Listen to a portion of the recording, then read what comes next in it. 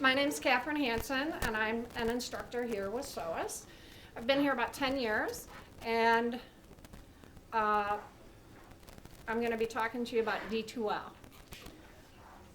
Now known as Brightspace, but those of us who have been using it from the beginning will probably never be able to make that mental switch in our heads. And I'm a little resentful because I think Brightspace is kind of silly, but D2L. So D2L is used by almost everybody for almost everything. Faculty members, we have different ways of setting up our D2L sites. We all have different requirements for our classes, so make sure you read the syllabus carefully, okay? I'm going to give you an example for 501 online. I have the class starting, the first of the week is a Tuesday, okay? And in the syllabus, I will tell you, I want to see a post in the discussion area answering one of the questions. I usually put up two, one of the questions with a not necessarily thorough, but a robust answer. Okay, using either the materials provided in class, because we like to see you integrate things, or outside materials that you've come across on your own that either support your argument or not, as the case may be. But beginning of class is Tuesday. I want you all to have that first post in by Thursday, okay? And then you have the rest of the time to get your other two posts in there. Responses to classmates, you can respond to the other question. So my point is that all of us faculty and instructors have our own requirements for that. So pay attention. The first week or two, we understand that you're all figuring it out, so don't get overly invested if you make an error. It's okay, deep breath. I do that a lot the first couple of semesters. Go to your safe place. You haven't wrecked it. You didn't blow it for the whole semester. We understand that you're learning the system and getting used to it. Many of you. Some of you who've taken undergraduate classes or done other online classes and are more familiar with how it all works, obviously you have, well, hopefully less problems. But so I'm going to show you a couple examples of D2L and how it can look and be set up. What is that? Did anybody notice? It's a small furry creature or a mask. One more. And, oh, okay, one more.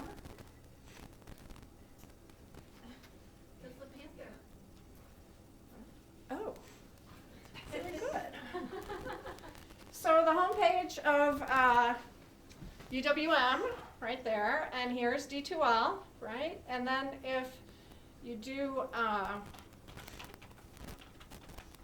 if you go straight to the SOAS website as your homepage, if you go straight to the SOAS homepage,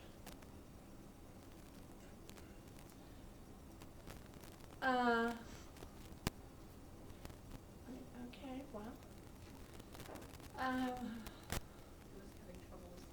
was it? Yeah. Okay, well, it's pretty prominent on the SOAS homepage as well. So wherever you start, you'll find a nice big button for D2L.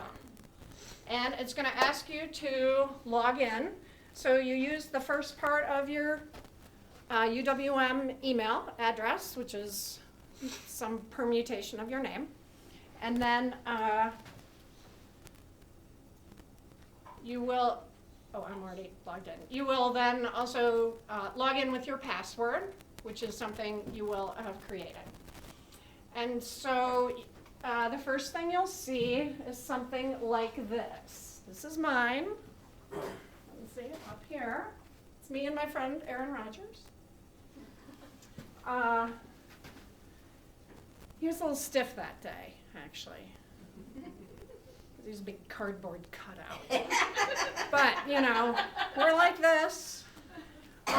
So you will see my courses, and then because I'm an instructor, I have various buttons here, and you can see the courses that you're signed up for.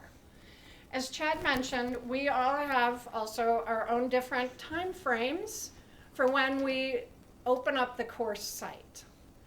And some do it weeks in advance, some do it 1 week in advance, some do it the day of class.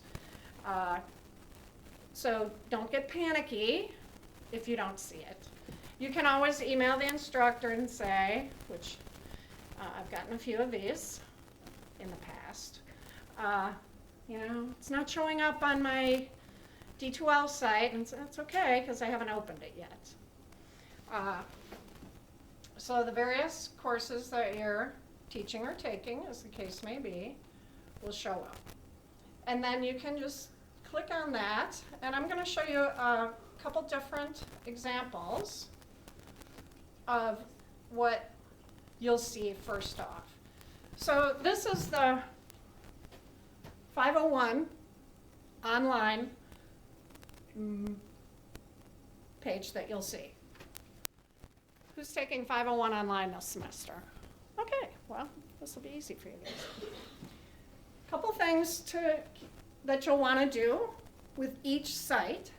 We have instructors control over these navigation bars, okay? So we can add things, we can take things out. There's also a standard one, and some people don't change it, but you'll want to click through each of the buttons to see what's there. And for example, 501, you know, I've added these, and that's not just to fill up space. They're links that are helpful to you with assignments, or I might reference them in, you know, online discussion, something like that. And they'll be different. Some people will have more of these, some people will have less.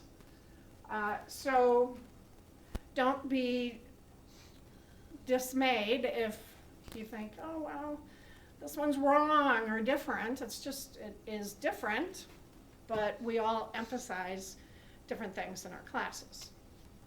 And I was going to also show you then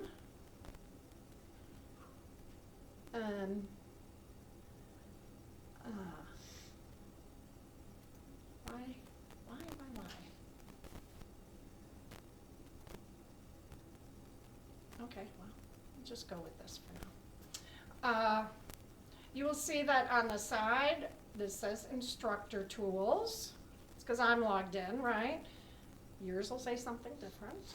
But there will be some help there and links that you can follow to try and get answers to questions or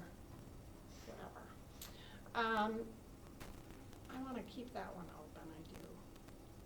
So we're going to go into D2L again.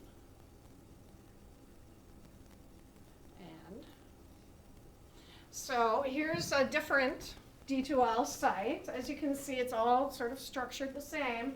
But again, the navigation bar is different. This is for field work. So actually, there's not content really posted on here or anything like that. Hopefully, those of you who have the opportunity throughout your time here will do a field work at some point at the kind of library or information center that you want to work in, right? You'll get your name out there, you'll get practice, right? You'll have an experience, it'll be networking.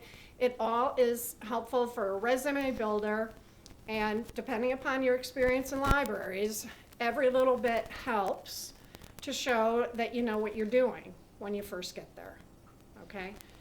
That's a big issue in libraries, just like many other places, is training, right? So the more familiar you are with electronic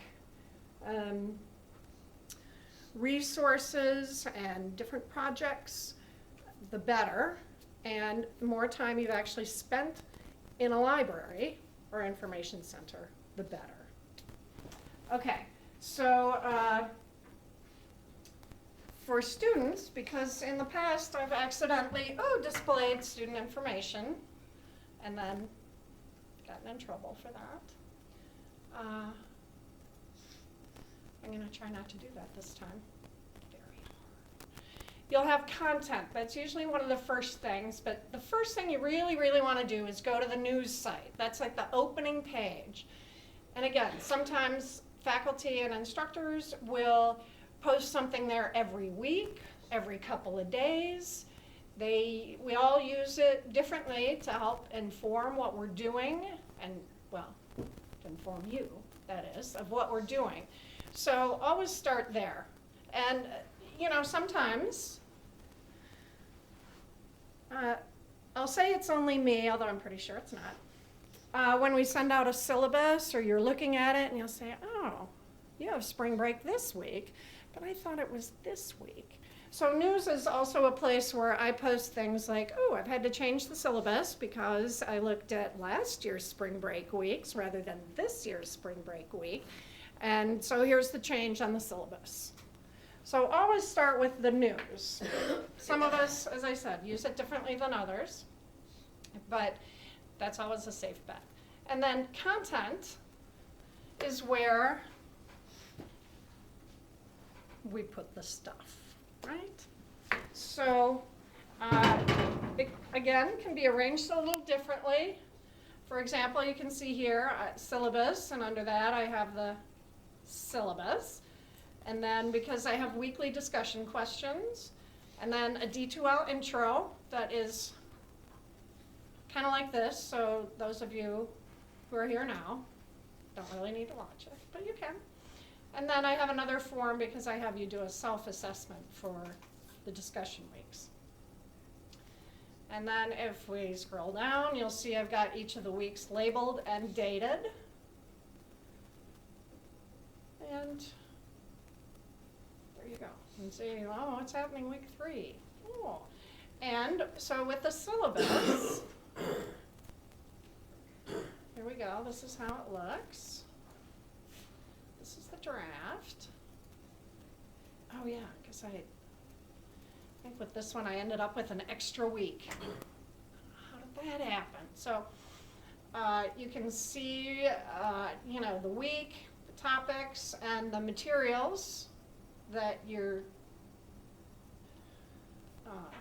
should be looking at, reading thoroughly, not skimming. And then those links up to those materials will be posted. Okay?